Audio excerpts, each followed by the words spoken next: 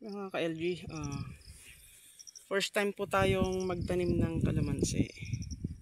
At this age, 1 taon at 7 buwan itong ating kalamansi.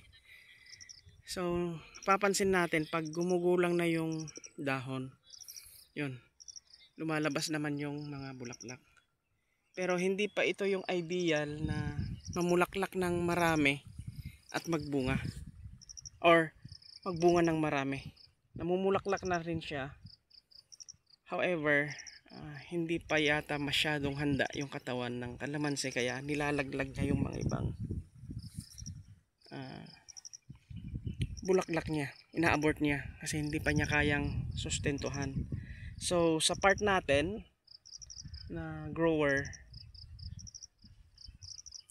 maglalagay tayo ng mga nutrients para sa ganon is kaya niyang suportahan later on na.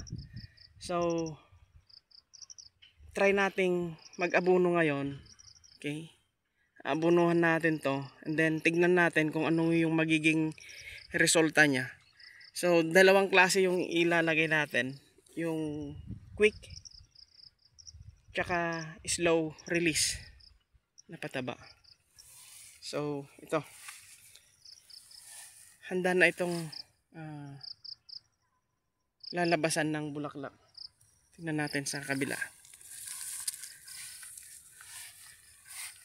Ayan o, sign na ito na magbubulaklak na.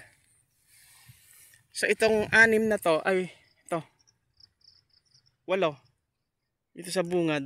Nagpatubig tayo noon at naglagay din ng pataba. Obserbahan natin. So ganun yung sistema natin. Nag-trial tayo. And then tignan natin kung ano yung magiging result. Okay. At yung damo, base sa mga eksperto sa magkakalamansi, hinahayaan lang nilang madamo. Lalong lalo na pag ganitong pa-summer na, tag-araw na. Makakatulong ito para yung moisture ng lupa pag nagpatubig tayo is hindi basta-basta natutuyo.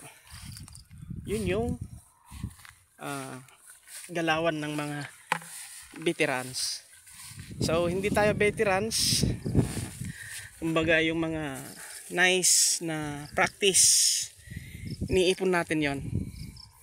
So garbage in. Yung mga practice naman na na-observe natin na hindi maganda, garbage out. So nasa archive lang. Okay, kumbaga nag-aaral tayo in the process of learning, kasi nga baguhan tayo sa pagkakalamansi. So ayun, i-share natin to, yung situation dito later on, kasi nga mag-aabono tayo at magpapatubig.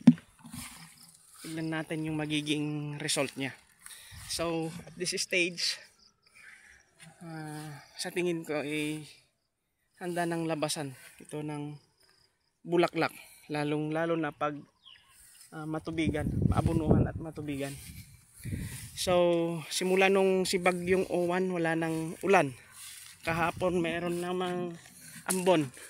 So hindi natin alam kung ano yung magiging epekto ng ambon na yon. Saglit lang naman kasi. Kaya tignan natin.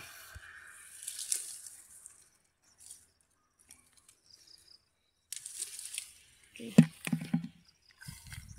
2 weeks na, more than 2 weeks na yung Bagyong Owan. So ideal na to na katubigan at abunuhan. Kasi nga kailangan na niya.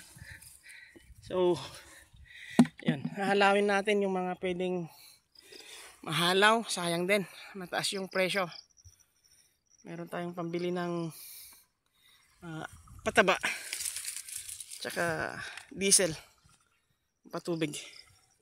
Okay, so yun, update natin to mga ka-LG pag nagawa na natin yung activity ng dalawa, mag-aabono tsaka papatubig. Okay, Happy farming. Ingat po. And have a good day.